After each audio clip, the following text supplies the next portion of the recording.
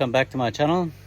Today only a very short update about the pond and how it's doing.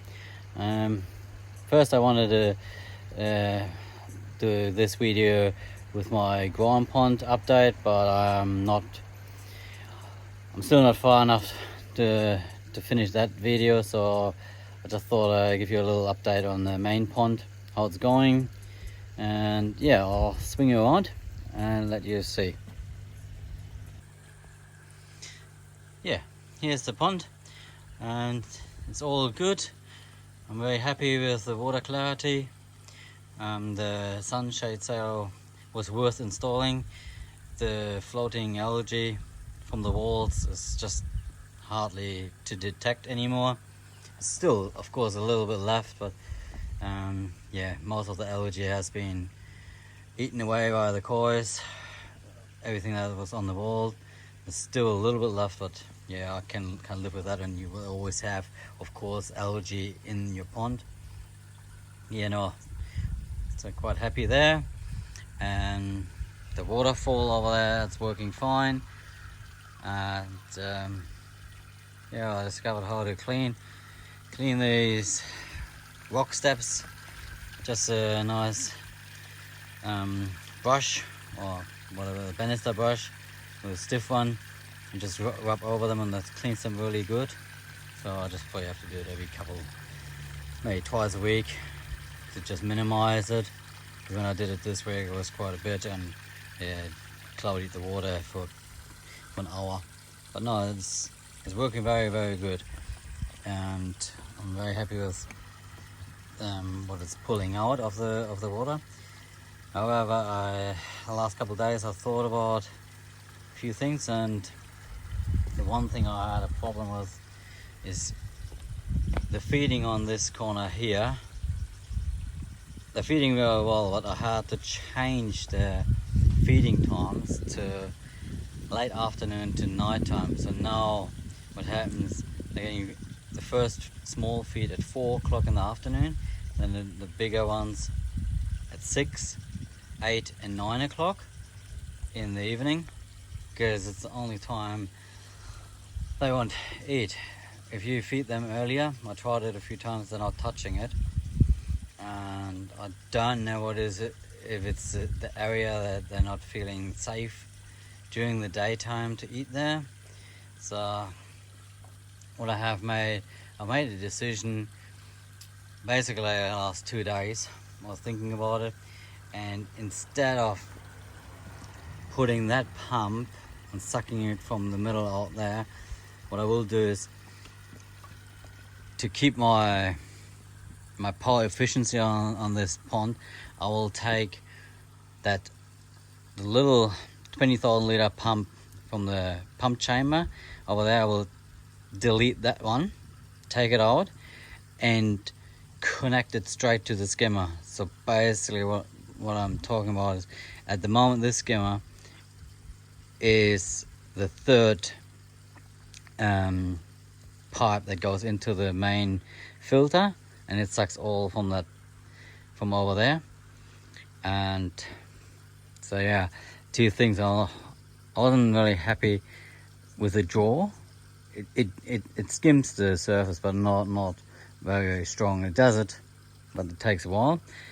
And I believe if I connect the 20,000 liter pump straight to the skimmer like I had it in the beginning, and then I run it over to the waterfall through the pre-filter, I mean basically it will go from there, from the skimmer through the pump will be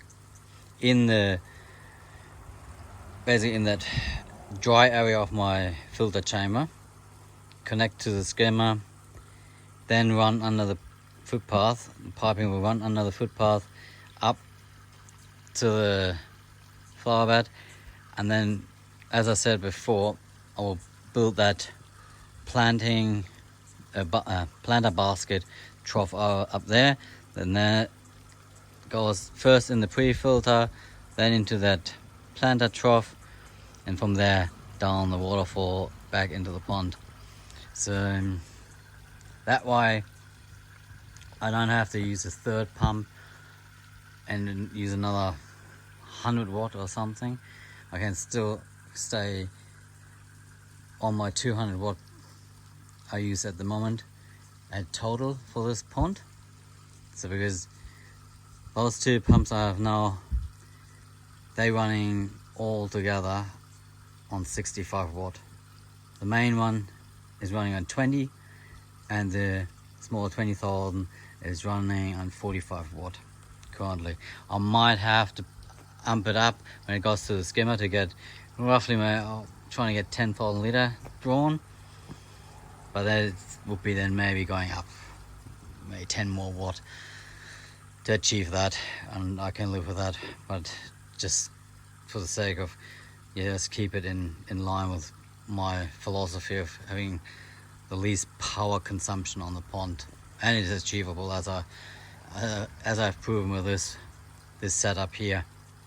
So yeah, back to the straight drawing from the skimmer out, and that intake here I might reintroduce that little skimmer that then just has a small draw from the main filter.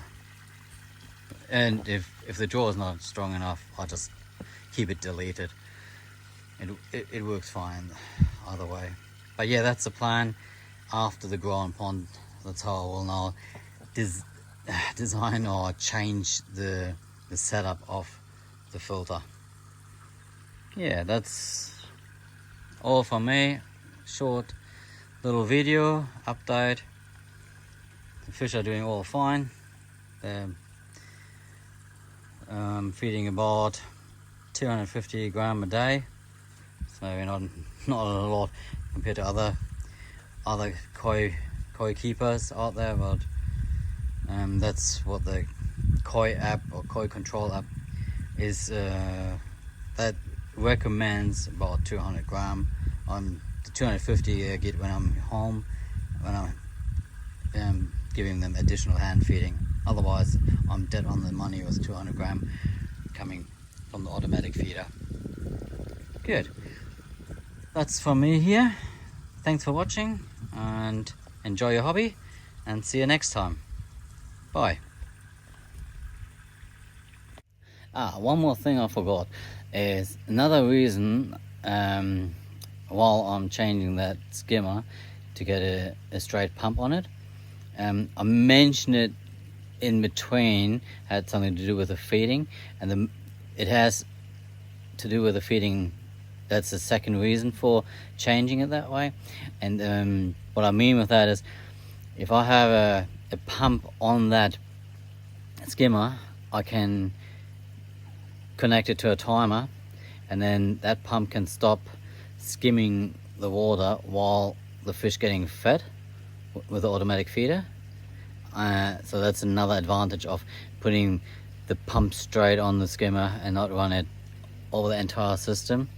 The idea was great, what I saw on YouTube, and it works, but it makes a bit of a headache if you want to feed your kois, So that's one of the two reasons why I change it back to the straight pumping. So I can just turn the pump off, so the water is not getting skimmed, and during the, let's say, 15 minutes the kois are feeding, the food doesn't get sucked up. So yeah, so that's just a little thing I forgot to mention before. Okay, back to your hobby. See you soon.